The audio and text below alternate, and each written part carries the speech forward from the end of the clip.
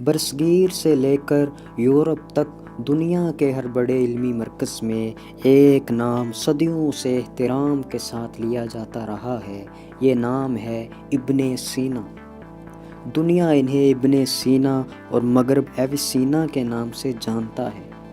ایک ایسا نام جس نے طب، فلسفہ، فلکیات، منطق، ریاضی اور موسیقی تک کو نئی بنیادیں دی۔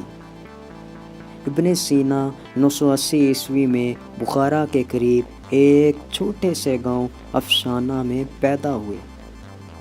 ان کے والد ایک تعلیم یافتہ شخص تھے اور گھر کا ماحول علم و تحقیق سے بھرا ہوا تھا۔ صرف 10 سال کی عمر میں قرآن مجید مکمل حفظ کر لیا اور 16 سال کی عمر تک وہ طب کے ماہر بن چکے تھے۔ یہی نہیں، 18 سال کی عمر میں وہ اس مشہور سلطان کے طبیب بن گئے جس کی صحت پر پورے خطے کی سیاست کا دار و مدار تھا۔ ابن سینا کی سب سے مشہور کتاب القانون فی الطب ہے۔ یہ صرف کتاب نہیں بلکہ دنیا کی پہلی مکمل اور سائنسی میڈیکل انسائکلوپیڈیا ہے۔ یورپ کی میڈیکل یونیورسٹیوں میں یہ کتاب 600 سال تک باقاعدہ نصاب رہی۔ اس کتاب میں ابن سینا نے بیماریوں کی تشخیص، جراحی، ادویات اور انسانی جسم کے نظام کو حیرت انگیز وضاحت کے ساتھ بیان کیا۔ آج بھی جدید میڈیسن میں ان کے اصول استعمال ہوتے ہیں۔ طب کے ساتھ ساتھ ابن سینا ایک عظیم فلسفی بھی تھے۔ انہوں نے عقل، وجود، روح اور انسان کی حقیقت پر ایسے نظریات پیش کیے جو بعد میں اسلامی اور مغربی فلسفے کی بنیاد بنے۔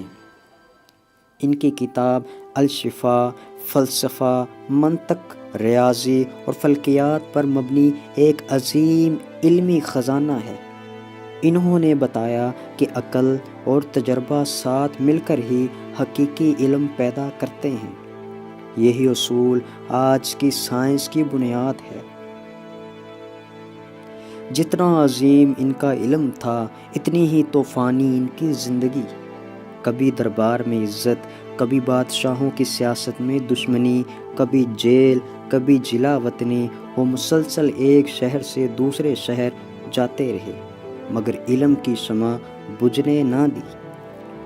انہوں نے سفر کے دوران بھی کتابیں لکھیں، طلباء کو پڑھایا اور نئے نظریات پیش کیے۔ 1037 میں ہمدان کے مقام پر ابن سینا اس دنیا سے رخصت ہوئے، لیکن ان کے چھوڑے ہوئے علوم آج بھی زندہ ہیں۔ عالم اسلام میں انہیں شیخ الرئیس کہا جاتا ہے، مغرب انہیں فادر آف ماڈرن میڈیسن کے طور پر جانتا ہے۔ ابن سینا نے ثابت کیا کہ علم کسی ایک قوم، ایک زمانے یا ایک سرحد کا نہیں ہوتا۔ علم وہ روشنی ہے جو پوری انسانیت کو راستہ دکھاتی ہے۔ ابن سینا کی زندگی ہمیں یہ سبق دیتی ہے کہ اگر نیت سچی ہو، محنت مسلسل ہو اور علم کی پیاس کبھی نہ بجھے تو انسان صدیوں تک زندہ رہتا ہے، اپنے کاموں میں، اپنی کتابوں میں اور لوگوں کے دلوں میں۔